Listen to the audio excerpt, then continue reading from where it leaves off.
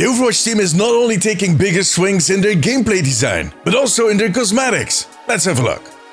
Depending on when I release this video, the LeSeraphim collab is either just about to start or it started a few days ago. Now for a lot of people, this is going to be a very exciting collab because LeSeraphim gained a lot of new fans when they did the first wave of this event. And then they did that performance at BlizzCon back in 2023. While other members of the community might not care that much about the band, including myself. But that's fine. And even I can admit that these new skins look pretty cool. For me personally, they look a lot better than those we saw in the first wave. Mainly because the artists over at Blizzard Korea took a lot more risks with the design of these skins. They stretched the identity of those familiar heroes to the point where you need to take a second look to make sure who you're looking at. For instance, at the first glance, I thought this was Lucia, not Yari. Now, I do have to add that up till now, the only thing we got to see was a lot of concept art. And that tends to differ a lot more from what the heroes usually look like. Especially the facial features are pushed a little harder in the concept art. So I'm thinking that the in-game models might still look very familiar, which is extremely important for Overwatch and hero shooters in general. You need to know who's shooting at you or who is charging you, who's throwing a javelin. You know, that kind of stuff. Predictability, it's important.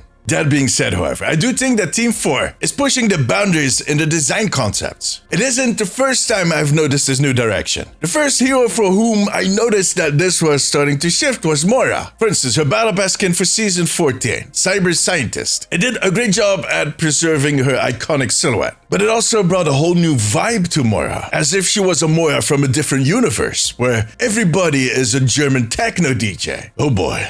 And then later on, the Celestial Moira skin showed a completely different side of her. A more Karen side.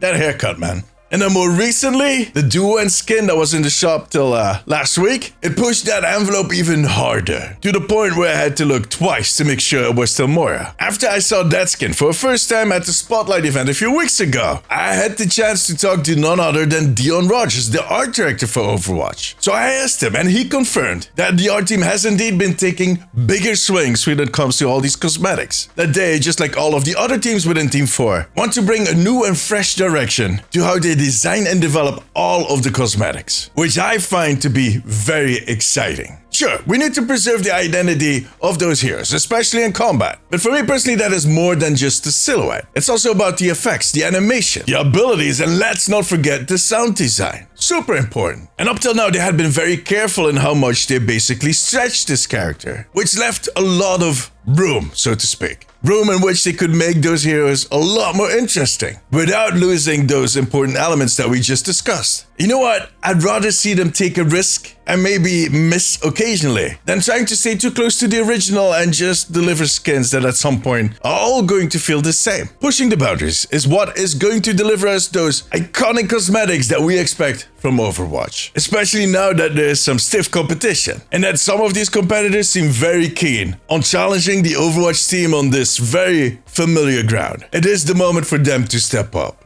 and they know. You know what? I can't wait to see what that is going to give us in the future. Sure, there's still going to be recolors, and some heroes are going to get more skins than others. A lot more.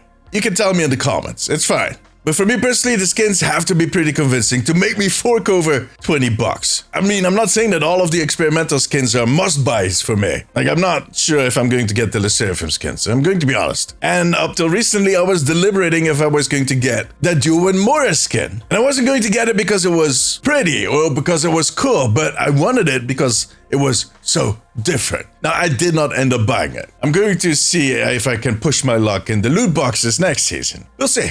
But that will not work for the LeSeraphim collab, so yeah, I have some thinking to do. Because you know what? It's not only going to be exciting for the Battle Pass or the shop, but it is also going to push the future collabs to a new level. One of the most common complaints I've seen with a lot of the collabs is that the heroes do not look enough like the characters that they're based on. Again, because Blizzard rather saw them as the heroes cosplaying as those characters. Understandable, but like I said, they were being a little too careful. There's more room, and I'm pretty sure they're about to use all of that room to make future collabs more interesting. I can't wait. But what do you think? Should they stay closer to the original heroes, or do you want to see some really different looking skins? Let me know in the comments. For now, however, that was it. If you like this video, give it a thumbs up. It always helps me out. I also want to thank my patrons and YouTube members. You too can become a member over on patreon.com/theomnicpost and right here on YouTube to unlock exclusive rewards. If you have a few minutes left, maybe check out one of my other videos. But above all, take care of yourself, take care of each other. Bye bye.